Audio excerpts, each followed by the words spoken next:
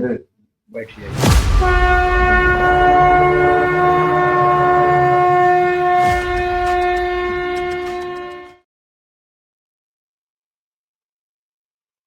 प्रिय श्रोताओं,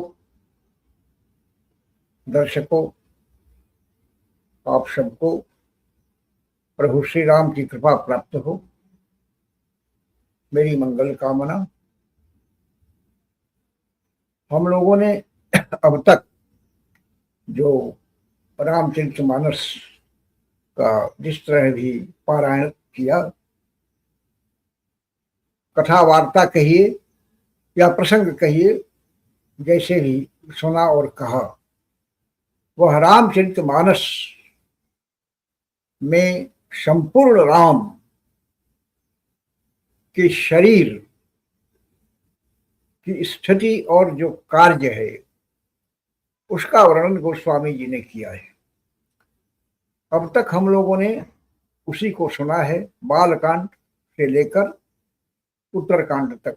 बालकांड प्रभु पाए, अयोध्या कटिमन मोहे, और अंत में मस्तक उत्तरकांड। भनु यही विधि तुलसीदास भनु। अब हम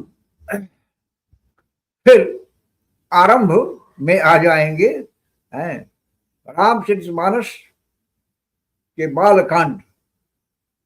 रामचरितमानस या कोई भी ग्रंथ, कोई भी कवि और रचनाकार जब आरंभ करते हैं तो सबसे पहले वे अपने इष्ट का स्मरण करते हैं, ताकि यह शुभ कार्य जो उन्होंने प्रस्तावित किया है वह संपूर्णता को प्राप्त हो। मंगलाचरण की यही उपादेयता है। रामचरितमानस की भी यही स्थिति है। गोस्वामी जी ने प्रत्येक कांड के आरंभ में मंगलाचरण किया है, अपने इष्ट का, अपने प्रभु का, इष्ट के इष्ट जो शिव भी हैं उनका भी स्मरण किया है। तो अब हम लोग जो करेंगे वो मंगलाचरण, बालकांड के मंगलाचरण से फिर आरंभ करेंगे। और मंगलाचरण में जो कुछ गोस्वामी जी ने जिन भी देवताओं का, जिन भी मनस्थितियों का, जिन भी आचारों विचारों का, जिन भी देवताओं के स्वरूपों का, उनके आशीर्वाद का वर्णन किया है, उसकी व्याख्या करेंगे, उसकी समालोचना करेंगे, और उसी संदर्भ में जो भी हम लोगों का तत्व निकलेगा, मनोरंजन निकलेगा, उसकी प्रसन्नता प्राप्त करेंगे। तो हम आप लोगों के समक्ष आज बालकांड के मंगलाचरण का प्रथम श्लोक आरंभ करते हैं। प्रथम श्लोक है वर्णानाम, वर्णानामर्थ संघानाम, वर्णानामर्थ संघानाम रसानाम छंदसामपि,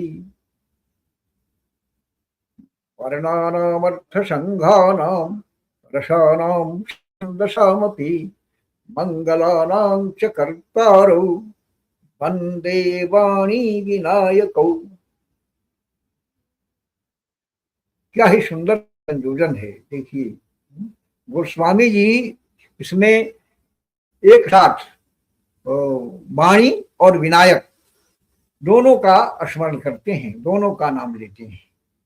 क्या कहते हैं गोस्वामी जी कि जो वर्णों के कर्ता हैं, वर्ण मतलब, वर्ण के तो कई अर्थ होते हैं। वर्ण का अर्थ जो है जाति भी है, वर्ण का अर्थ रंग भी है, वर्ण का अर्थ अक्षर भी है, तीनों अर्थ।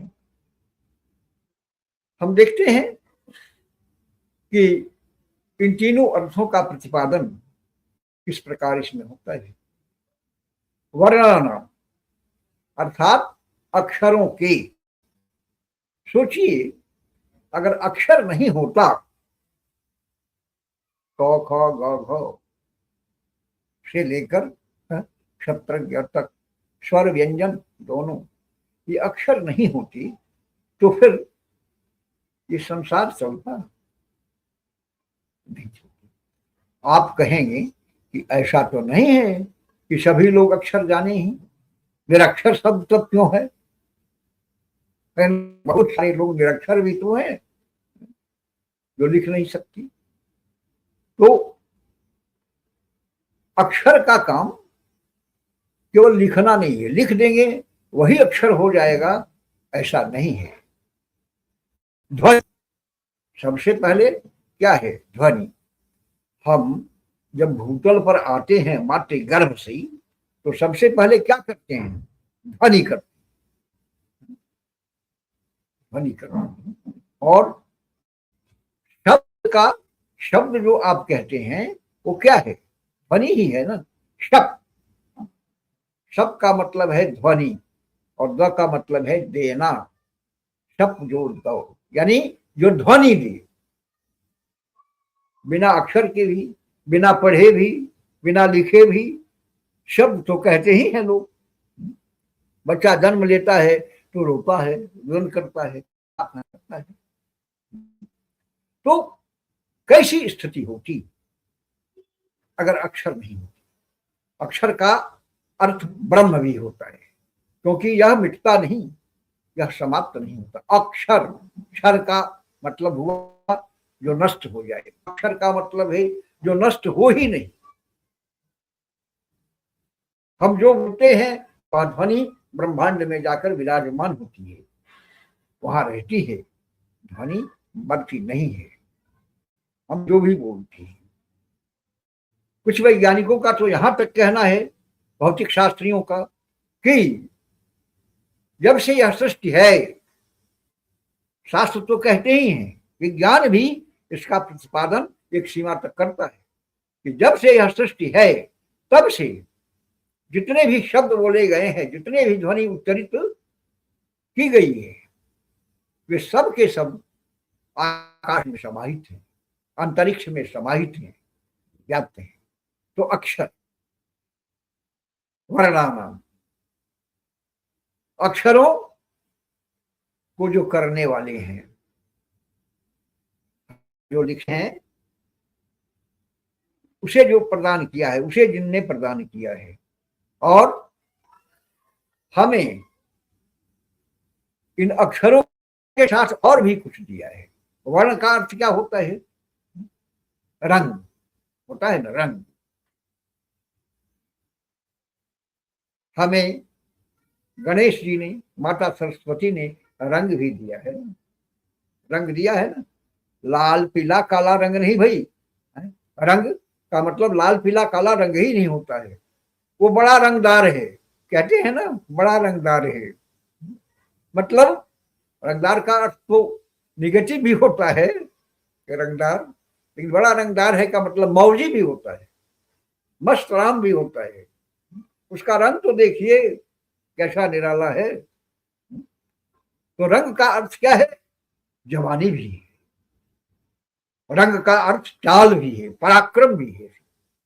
तो वर्ण, हमारे शरीर वीर्य है, पराक्रम है, रंग है, चमक है, उसको देने वाले जो गणेश जी हैं, सरस्वती जी हैं, वो उनकी प्रार्थना करता हूं। और वर्ण का अर्थ जाति ही है। वो हमारे प्रभु श्री राम मनुष्य के रूप में इस भूतल पर आते हैं और वर्ण विशेष में आते हैं, क्षत्रिय विशेष में आते हैं। वर्ण का अर्थ तो तीनों प्रकार से यह वर्ण है शोधित है, प्रभु के अर्थ में, श्री राम के अर्थ में, गणेश जी के अर्थ में, माता सरस्वती के अर्थ में। वर्णानाम अर्थ संघानाम, और वर्ण से ही तो अर्थ होता है। अभी कहा ना कि ध्वनि करते हैं हम तो शब्द बनता है, अक्षरों को मिलाकर हम शब्द बनाते हैं, क म ल कमल, है ना, और उनसे अर्थ का प्रतिपादन होता है। तो जो अक्षरों को, अक्षरों के से निर्मित शब्दों के अर्थों को, अनेक प्रकार के अर्थों को, एक शब्द के अनेक अर्थ होते हैं। कनक मने सोना भी, कनक मने धतूरा भी, है ना। वाणी माने भी पानी और जल का अर्थ भी पानी। तो अर्थ संज्ञा नाम, रसा नाम, है ना। और रस, साहित्य में भी हम लोग साहित्यिक अर्थ में हैं। नव रस, साहित्य में नव रस होते हैं, अक्षर ही नहीं होते, शब्द भी ध्वनि और अर्थ ही नहीं होते, उसमें रस भी होता है। वीर रस, श्रृंगार रस, विभत्स रस, भयानक रस, अद्भुत रस, ये सब रस रामचरितमानस में होगा ही, है ही। रसानाम छंदसामपि, और अनेक प्रकार के छंद भी हैं। छंद सोरठा सुंदर दोहा। आप रामचरितमानस में जब हम लोग प्रवेश करेंगे भीतर, तो ये सारी चीजें मिलेंगी। रस मिलेगा, छंद मिलेगा, छंद प्रबंध अनेक विधाना, सब मिलेगा। सब गोस्वामी जी कह गए हैं, वही तो मैं कह रहा हूं आपसे। हाँ, रसाना, नवो रस मिलेंगे, नवो रसिक, रसों के जो करता है, छंद सामपि, और अनेक प्रकार के करोड़ छंद है उनके भी जो करता है, और जो मंगल करने वाले, शुभ करने वाले हैं, हमारे सारे कार्य को संपादित करने वाले हैं। और गणेश जी की, उन सरस्वती जी की जो वाणी का विधान करती है, और उन गणेश जी की मैं स्तुति करता हूं, जो मंगल के करता है, हमारे मंगल के करता है। वाणी, अब यह वाणी वर्ण से अक्षर, अक्षर से शब्द, शब्द से अर्थ, और वो सब प्रकटित वाणी से। अगर वाणी नहीं हो तो क्या हो? वाग्भूषणम भूषणम, भर्तृहरि ने कहा कि अरे भाई, ये सोना चांदी के जो तुम पहनते हो, कंगन बाजू बंद क्या क्या सब है, आभूषण नहीं है। वाग्भूषणम भूषणम, बोलना ही आभूषण है मनुष्य का। वाणी, तो वाणी जिसकी है, वह व्यक्ति कितना अनर्थक है। सोचिए, बंदे वाणी विनायको, मैं वाणी की आराधना करता हूं। वाणी का चमत्कार देखे हैं आप अयोध्या कांड में। राम को वनवास करते हैं, मंथरा की वाणी से, कई की वाणी से। वाणी का घाव न भर सकता, द्रौपदी महाभारत, वाणी का घाव न भर सकता, भर जाए भले तलवारों से, वो तीर भले ही व्यर्थ, किंतु कर का कभी की ललकारों से। होता है वाणी सब कुछ का विधान करती है, मंगल का विधान तो वो करती ही है। एक बड़ी अच्छी लोक कथा है हमारे सामने कि एक बार माता सरस्वती और लक्ष्मी दोनों यात्रा पर निकली, भूलोक पर आई, पत्रलोक में, कि देखा जाए कैसे क्या कहाँ हो रहा है, लोग कैसे जी खा रहे हैं, कैसे चल फिर रहे हैं, कैसे जीवन यापन कर रहे हैं। दोनों आई भ्रमण करने। भ्रमण करते करते वे एक नदी के किनारे पहुंची। उस नदी के किनारे कुछ खेत था जिसमें खेती भी होती है, नदी के किनारे खेत होते ही हैं। खेत था, उस खेत के आगे एक ब्राह्मण विराजमान थे, बैठे हुए थे, देखभाल कर रहे थे। क्या देखभाल कर रहे थे? खेत में चना उन्होंने रोपा था, चना। और चना आप समझते हैं, चना, इसको बूट भी कहते हैं, संस्कृत में चणक भी कहते हैं, अवश्य समझते हैं, भी नहीं है। तो चने की खेती उन्होंने की थी, और चना पक रहे थे। पके हुए चने के जो फल होते हैं वे पीले हो जाते हैं, और तब भय रहता है कि बहुत सारे लोग इसको उखाड़ पकाड़ कर ले जाएंगे, चोर वगैरह ले जाएंगे। तो बेचारा बैठा हुआ दिन में ही रखवाली कर रहा था। उधर से माता लक्ष्मी सरस्वती दोनों वार्ता कर रही थी आपस में। दोनों बहनें कहीं भी जाती हैं, प्रतियोगिता भी रहती है, स्वाभाविक है।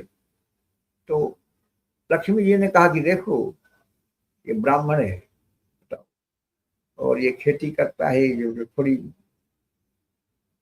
थोड़ी बहुत जमीन है, इसमें पेट पालता है, दरिद्र है।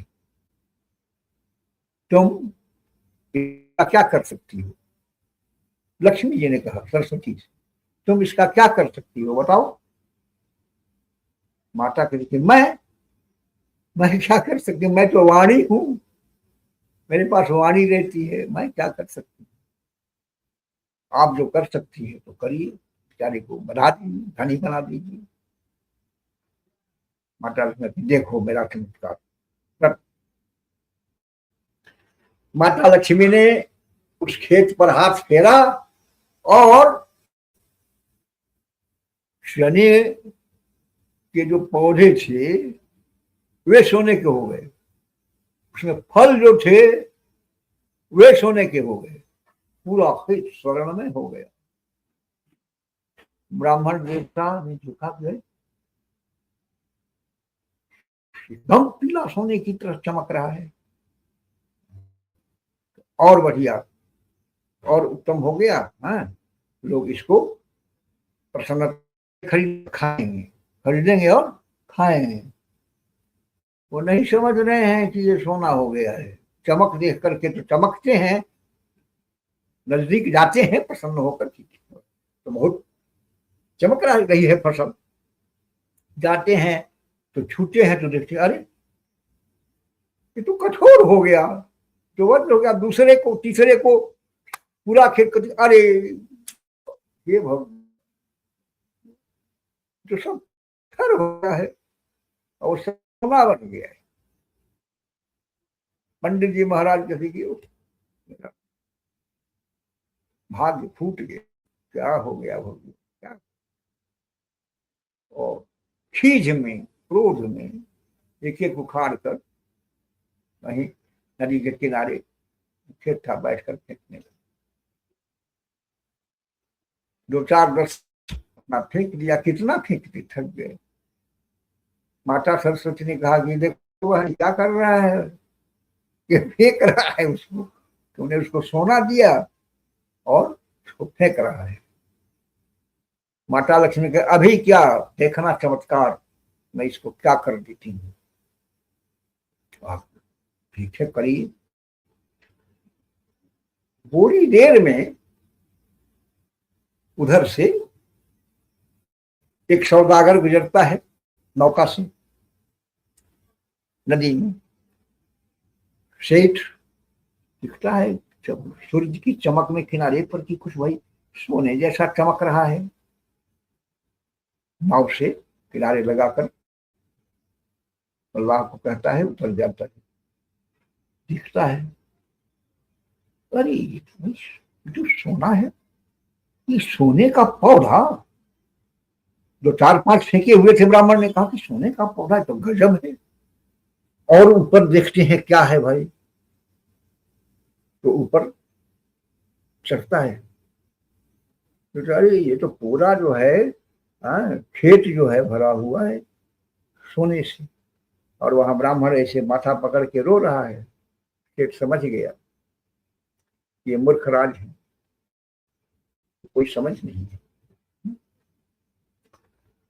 सेठ पूछता है क्या हो, क्यों रो रहे हैं आप?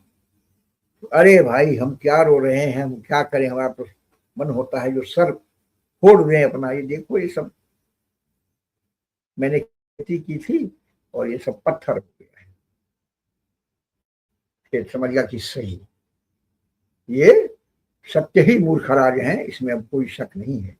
कहा कि तो ठीक है, आप इस खेत को बेचेंगे? कहा कि बेचेंगे तो नहीं, हम अभी देखते हैं, अभी सोचते हैं। कहा गया ठीक है, खेत नहीं बेचेगा, ये दो चार पांच जो आप फेंक दिए ये बेचिएगा? कहा कि हाँ हाँ ये ले जाओ ना भाई, हमारी किस काम का है। बिना कुछ दिए सेठ वो 5 6 7 पौधे जो थे उसको ले लिया और उसके बाद वो गया, जिस राज्य में रहता था उस राज्य में गया, राजा से उसने भेंट की। कहा कि महाराज क्या बात, एक दृश्य तो मैंने गजब देखा है। तो क्या देखे वो? तो एक व्यक्ति है, ब्राह्मण देवता है, और विद्वान तो मुझे नहीं लगता, वो तो आप जानेंगे, और विद्वान होगा ही, सेठ की जो बुद्धि कहता है, लेकिन महाराज तो सोने की खेती करता है।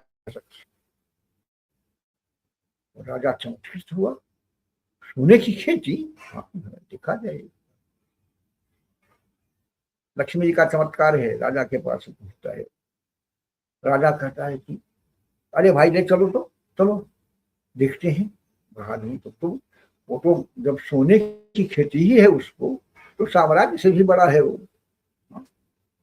चलो चलते हैं देखने उसे। राजा जाता है,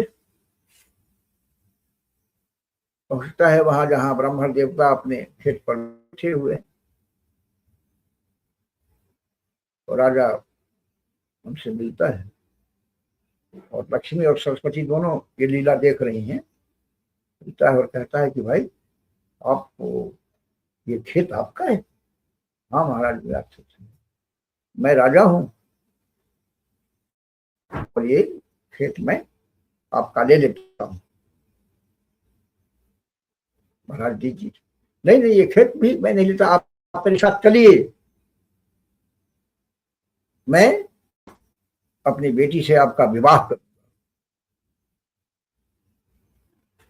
बड़ा प्रसन्न होते हैं ब्राह्मण देवता। अरे क्या बात है, अब तो आनंद हो गया, राजा की बेटी से विवाह होगा। राजा ले जाता है इनको, खेत की व्यवस्था अपने जो उसके लोग साथ में है, पर सिपाही वगैरह उनको देता है। राज्य में ले जाता है ब्राह्मण देवता को, घोषणा होती है कि राजकुमारी का विवाह होगा, राजकुमारी का विवाह होगा। बड़ी प्रसन्नता होती है, राज्य में उत्सव छा जाता है। और बिना पूछे, बिना परिचय जाने, बिना क्या,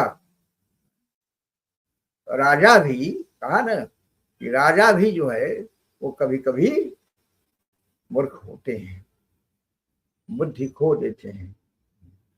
क्यों खो देते हैं? राजा को जब धन से संतोष हो जाए, धन की तरफ जब राजा दौड़ने लगता है, मात्र धन की तरफ, तो उसकी बुद्धि नष्ट हो जाती है। राजा की बुद्धि नष्ट हो जाती है। बिना पूछे, बिना परिचय जाने ब्राह्मण देवता है, अपनी बेटी का विवाह कर देता है। अब इधर लक्ष्मी माता सरस्वती से कहती है कि देखा तुमने, देखा देखा, हो गया, राजा हो गया, राजा का दामाद बन गया। अब क्या है? ठीक है, बना दी राजा। इसके बाद बेचारे जाते हैं, सुहाग रात में जाते हैं। कालिदास वाली हालत होती है। कालिदास तो खैर कालिदास हो गए हैं, ये तो जड़दास ही थे। राजकुमारी से वार्ता होती है, कुछ वार्ता नहीं होती है। वो क्या क्या पूछती है ये समझते भी हैं, सुनते भी हैं, कुछ नहीं। सुबह होती है, राजकुमारी अपनी माँ से कहती है कि माँ, मेरा तो सत्यानाश हो गया, ये तो कुछ बोलता ही नहीं है, कुछ जानता ही नहीं है, बिल्कुल मूर्ख है, मूर्ख है, पिताजी ने मेरा क्या कर दिया। महारानी राजा से कहती है, राजा उसको बुलाते हैं, ब्राह्मण पूछते हैं उससे, वो कुछ नहीं बोलता है, वो कुछ नहीं बोलता है। पहले बोलता था, जब सोने के फली चने का जो सोना वाला उसकी बिक्री हो, उसमें बोलता था, अब मौन हो गया है, कुछ नहीं बोलता है। न रात में राजकुमारी से बोला, न महारानी से बोला, न अब राजा प्रश्न करता है तरह तरह के। अब राजा क्रुद्ध हो जाता है, कहता है कि अरे ये तो महामूर्ख है, सची ये गूंगा भी है क्या? ये तो लेकिन बोल रहा था, लेकिन तब ये कुछ ढंग नाटक कर रहा है। इसको ले चलो फांसी के लिए, इसको ले चलो फांसी पर ले चलो, इसको फांसी दे देंगे हम इसको। राजा ले जाता है, सैनिक ले जाते हैं फांसी के ये पर। तब अब माता सरस्वती कहती हैं कि माता बहन लक्ष्मी, अब ब्रह्म हत्या लगेगी तुमको, ब्रह्म हत्या लगेगी। देख रही हो ना कैसा तुमने राजा बना दिया, अब जा रहा है फांसी पर।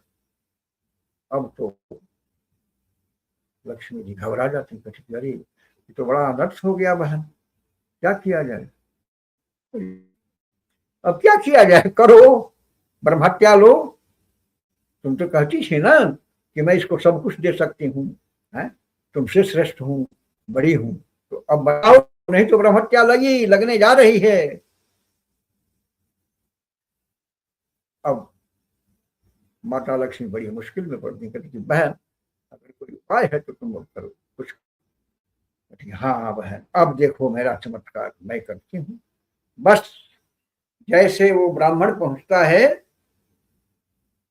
सूली के पास, वो एक बार राजा की तरफ देखता है, जो जनरव है, जनता जुट गई है, वहां देखता है, और इसके बाद ही बोलने लगता है। वाणी का चमत्कार बोलने लगता है। क्या कहता है, अरे मूर्ख, अरे मूर्ख नृपाधर्मिन, अरे मूर्ख अधर्मी राजा, अरे मूर्ख नृपाधर्मिन, बिना पृष्ठवा सुताम स्वकाम, अपनी कामना के लिए बिना मुझसे पूछे तुमने अपनी पुत्री का विवाह कर लिया है। मई दत्वा धुना, अभी तुमने मुझे दे दिया अपनी बेटी को, बिना मुझसे पूछे, बिना मुझसे बात किए। मोहित होकर, सोने की फली देखी, सोने का पौधा देखा तो मोहित होकर के अपनी बेटी का विवाह कर दिया मुझसे, मूर्खराज। बद्धमाम कर तुम बध्यम कर तुम मेरा वध करना चाहते हो। बध्यम माम कर तुम इच्छसी, मेरा वध करना चाहते हो तुम। ये तुम्हारी मूर्खता थी ना, मेरी मूर्खता थी। मैं क्या था, कल मेरा मौन व्रत था। ये देखिए सरस्वती माता का चमत्कार। एक दिन मौन रहा, रात में सुहाग, रात में भी, दिन में भी। अब वो ब्राह्मण कहता है, माता चढ़ गई है उसकी देवा पर, कहता है ब्राह्मण, मौन व्रत धरोहम तदा, मौन व्रत धरोहम तदा, मैंने उस समय मौन व्रत धारण किया था। न किंचित अभिभाषम, कुछ भी नहीं बोला मैं, न पत्नी से बोला, न तुम्हारी रानी से बोला, न तुमसे बोला। इसका क्या मतलब है, मैं मौन व्रती हूं तो तुम मुझे फांसी दे देगा। इदानीम साप उत्सृज्यो, अब मैं अपने साप से क्या करूंगा, विनाशं ते करोम्यहम, मैं तुम्हारा विनाश करूं। राजा चकित हो जाता है, जनता भी चकित हो जाती है। अरे तुम महाविद्वान आदमी, ये बात तो माँ ही सवार हो गई है। तो अब वो बोलना शुरू करता है तो बोलता चला जाता है ब्राह्मण। राजा भी चकित रह जाता है, अपनी बेटी को ही कहता है कि अरे यही बेवकूफ है, भ्रष्ट है, ऐसे विद्वान को कहती है कि ये मूर्ख है। ये वाणी का चमत्कार है। वंदे वाणी। अभी विनायक पर मैं आया ही नहीं, समय हो गया है, आज का समय हो गया है, तो आज हम इस श्लोक के इसी वाणी के चरण में रहते हैं, माता सरस्वती के चरण में रहते हैं। फिर अगले दिन हम विनायक पर आएंगे, प्रभु श्री गणेश पर आएंगे। श्री गणेश हो ही गया है। आप सबका कल्याण हो, सबका शुभ हो, माता वाणी की कृपा से, माता प्रभु गणेश की कृपा से। नमस्कार।